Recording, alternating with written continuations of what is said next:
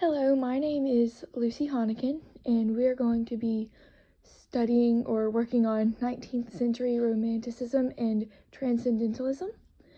So if you'll follow along with me, that would be lovely. Alright, if you will turn to slide 3. This is just an overview of Romanticism versus Transcendentalism. Romanticism, it focuses on art and emotion, aesthetics, while Transcendentalism focuses on faith, God, and philosophy. Some examples would be Edgar Allan Poe. He is a Romanticist, and Ralph Waldo Emerson, he is a Transcendentalist. So basically, if you think about The Road Less Traveled, that poem is about making right choices even though others aren't. It's like integrity. And if you think about some works like Poe, his are more for a thrill and excitement. So if you'll turn to the next slide. Edgar Allan Poe, he was an American poet. He was a Romanticist, and he wrote to excite. He wrote things to make the reader intrigued, and he wrote things so that they would want to take more focus into it. It was basically their own thinking rather than him telling them what to think. Like, art for art's sake. So it wasn't, you have to follow this rule because this is why. It was, listen to what I'm talking about and then think of your own thoughts. Think of this art that I'm writing. Alright, so if you'll go to the next slide, we'll talk about The Raven. This was one of his poems. It's kind of creepy because it's about it's the main character's lover has passed away, and he's thinking about her, and he's having nightmares, and he hears a knock on the door, and he goes over and nobody's there, so he's just thinking he's dreaming. And basically this raven comes and taps on his window, and he won't leave. And the raven's name is Nevermore. And every time the character asks a question, the answer is always Nevermore, and he won't leave.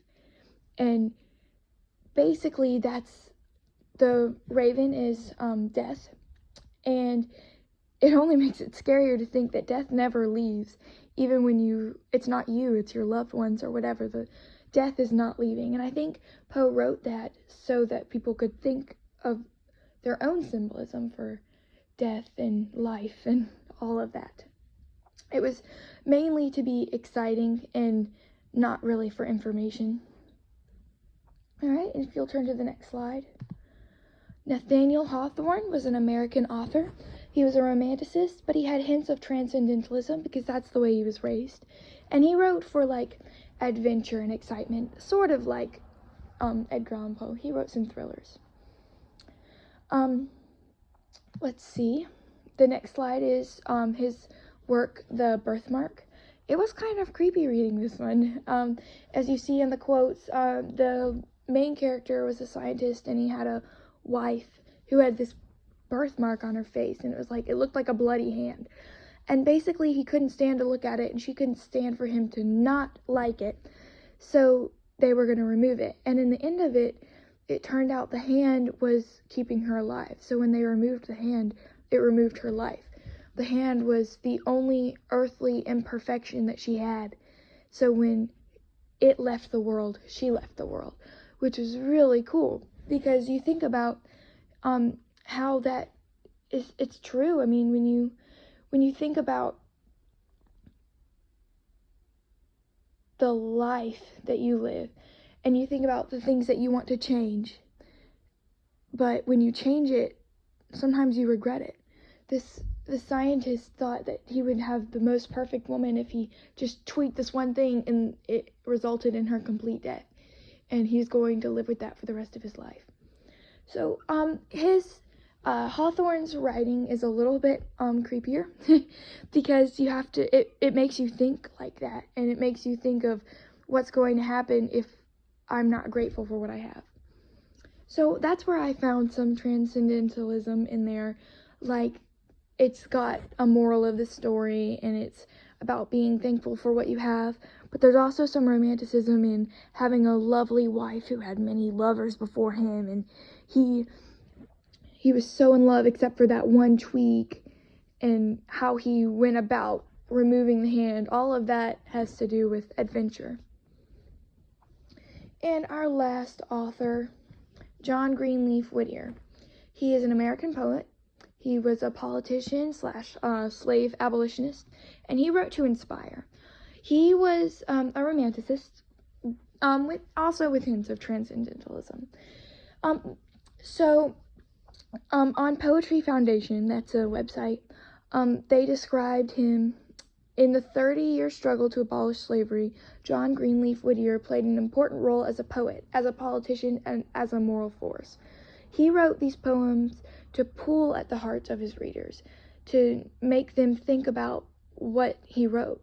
He wrote to grab them, pull them in, so they were excited when they read it, but then it also made him think. Sort of like Hawthorne. If you'll turn to the next slide, his poem was The Hunters of Men. And if you look at the quotes, some of them are kind of strange. Right merrily hunting the black man whose sin is the curl of his hair and the hue of his skin. That was really kind of eye-opening for me because it was kind of sarcastic. I mean, he's writing from the point of view of the hunter who is hunting the black man. And so he's saying, right merrily hunting the black man whose sin is the curl of his hair and the hue of his skin. So basically he's saying, yeah, we're hunting him fine, but it's because he looks like this. There's no valuable reason or excuse to actually be hunting slaves, and I think that's his whole point. But he wrote it so that people weren't being smacked in the face. They weren't seeing slavery as bad. Slavery is evil.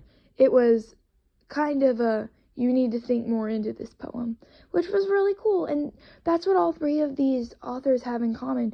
Romanticism is making you think. It's not, you need to do this, you need to do that, because it is no right or wrong. It was, you have to think for yourself. And that influenced so many people in the 19th century because they were forced to think rather than growing up not knowing, knowing right or wrong, but not knowing their own thoughts. So that's pretty much it, all of what I have to talk about. If you look at slides 10 and 11, you'll see my sources, and thank you for listening.